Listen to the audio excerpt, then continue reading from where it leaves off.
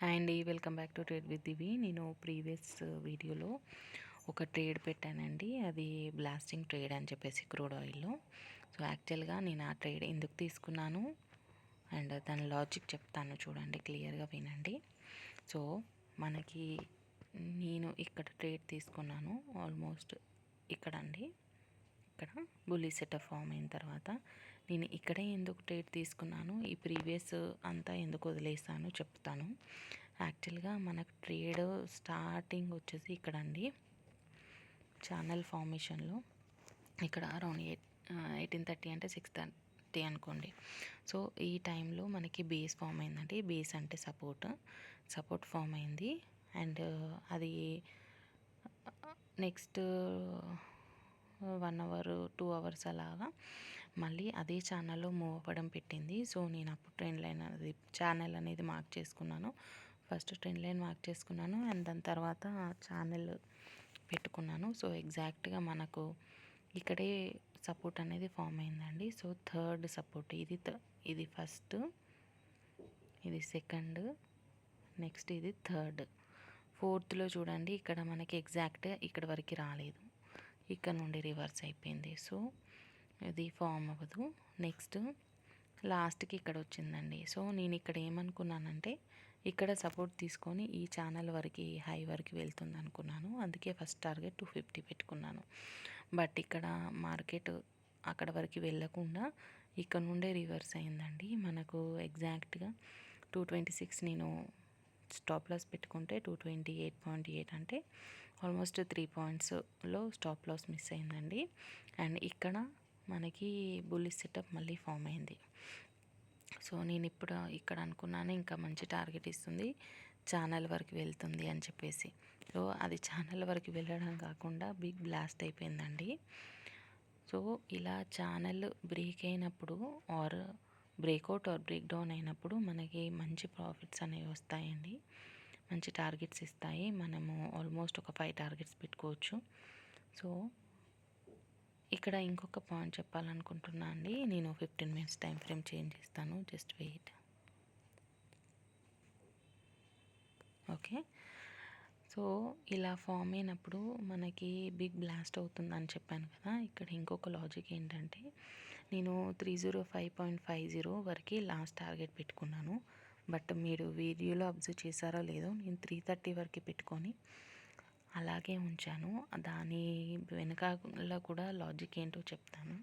యాక్చువల్గా నేను ఈ ట్రేడ్ ఆల్మోస్ట్ అరౌండ్ 10:30 to 11:15 వరకు హోల్డ్ చేశానండి.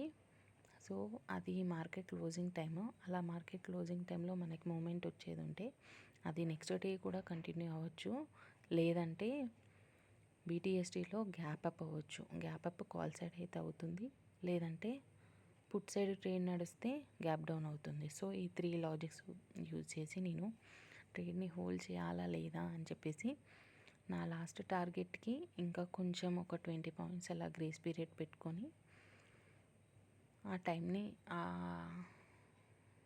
టార్గెట్ని మార్క్ చేసి పెట్టుకున్నాను.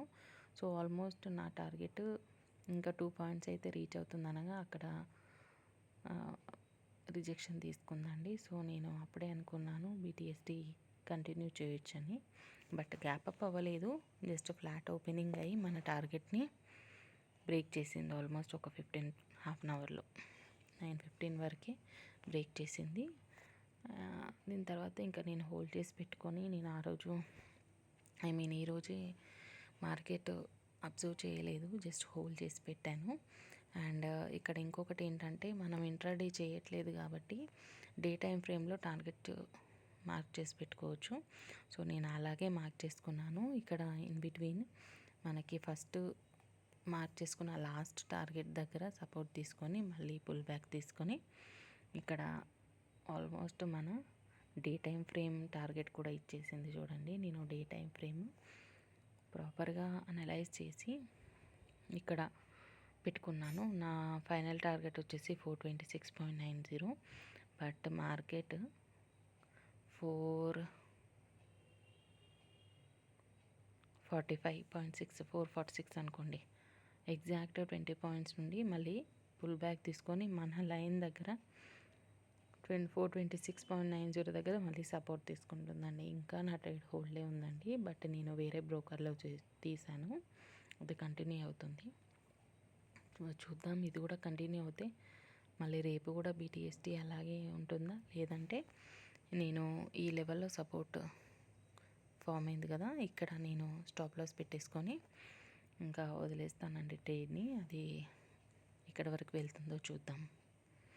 సో ఇలా పర్ఫెక్ట్గా అనాలిసిస్ చేసుకొని మనం ట్రేడ్ అనేది యాక్టివేట్ చేసుకుంటే అది compulsory profits ఇస్తాయండి.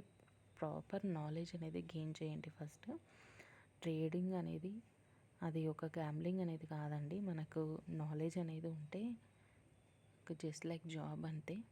So first concepts అనేది లెర్న్ చేసి మీరు ట్రేడ్ తీసుకుంటే అప్పుడు కంపల్సరీ కన్సిస్టెంట్గా ప్రాఫిట్స్ వస్తాయి. So hope you like my video. Please like, share and subscribe and support my channel. Thank you.